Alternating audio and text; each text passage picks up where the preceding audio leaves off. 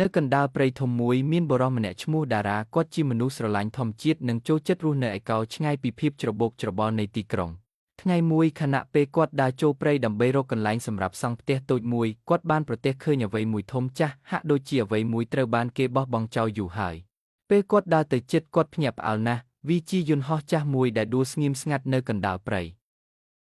យន្តហោះនោះចាស់ខ្លាំងមានស្មៅនិងដើមឈើតូចដុះជុំវិញហើយខាងក្នុងពេញទៅដោយធូលីនិងសំណល់ចាស់មនុស្សធម្មតាឃើញហើយប្រហែលជាចាក់ចេញប៉ុន្តែតារាមិនគិតបែបនោះទេគាត់មានគំនិតមួយបំលែងយន្តហោះនេះឲ្យคล้ายជាផ្ទះ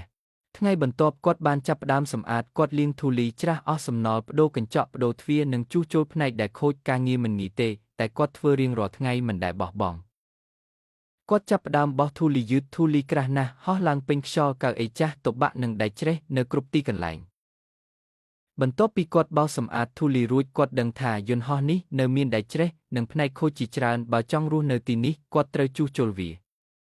ថ្ងៃមួយគាត់យកម៉ាស៊ីនកាត់ដែកមកគាត់ពាក់វ៉ែនតាការពារពាក់ស្រោមដៃហើយចាប់ផ្ដើមកាត់ដែកច្រេះនៃយន្តហោះបន្ទាប់ពីកាត់ដែកចាស់និងជួសជុលផ្នែកខូចរួចគាត់យកបំពង់ទឹកធំមួយមកបាញ់លាងយន្តហោះទាំងមូលពេលទឹកបាញ់ប៉ះលើសម្បកយន្តហោះធូលីខ្មៅនិងកាកសំណល់ដែលជាប់អស់ជាច្រើនឆ្នាំបានហូរចុះតាមទឹកចេញអស់ទឹកហូរចុះតាមជញ្ជាំងយន្តហោះយកទៅជាមួយអតីតកាលចាស់ដែលធ្វើឲ្យយន្តហោះនេះមើលទៅចាស់និងត្រូវគេបោះបង់បន្ទាប់ពីលាងសម្អាតយន្តហោះបានស្អាតរួចគាត់ចាប់ផ្ដើមជំហានសំខាន់បន្ទាប់ផ្លាស់ប្ដូររូបរាងថ្មីទាំងស្រុងគាត់យកម៉ាស៊ីនបាញ់ថ្នាំមកលាបពណ៌ថ្មីលើសម្បកយន្តហោះពណ៌ស្ភ្លឺលីជាមួយខៀវស្រាលធ្វើឲ្យយន្តហោះចាស់មើលទៅដូចថ្មីម្ដងទៀតពេលថ្នាំត្រូវបានបាញ់ចេញវាផ្ទុះជាផ្សែងស្រាលហើយបន្តិចម្ដងស្នាមច្រេះនិងស្នាមចាស់ត្រូវបានគេចម្រាស់បាត់អស់នៅលើស្លាបយន្តហោះគាត់បានដាក់បន្ទះសូឡាជាច្រើនដើម្បីទទួលពន្លឺព្រះអាទិត្យពេលព្រះអាទិត្យរះពន្លឺបានប៉ះលើបន្ទះសូឡាហើយបំលែងទៅជាថាមពលអគ្គិសនីខ្សែភ្លើងត្រូវបានភ្ជាប់ចុះមកខាងក្នុងយន្តហោះទៅកាន់អាគុយធំដែលគាត់រៀបចំទុកយ៉ាងមានរបៀបអាគុយទាំងនោះរក្សាទុកថាមពលពីព្រះអាទិត្យសម្រាប់ប្រើនៅពេលយប់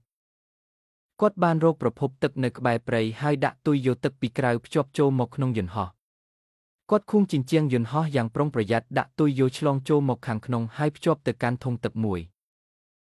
គាត់បានយកឈើមកកាត់ជាបន្ទះហើយចាប់ផ្ដើមក្រាលលើជាន់យន្តហោះគាត់វាស់ទំហំយ៉ាងម៉ត់ចត់កាត់ឈើឲ្យសមហើយដាក់តម្រៀបម្ដងមួយបន្ទះ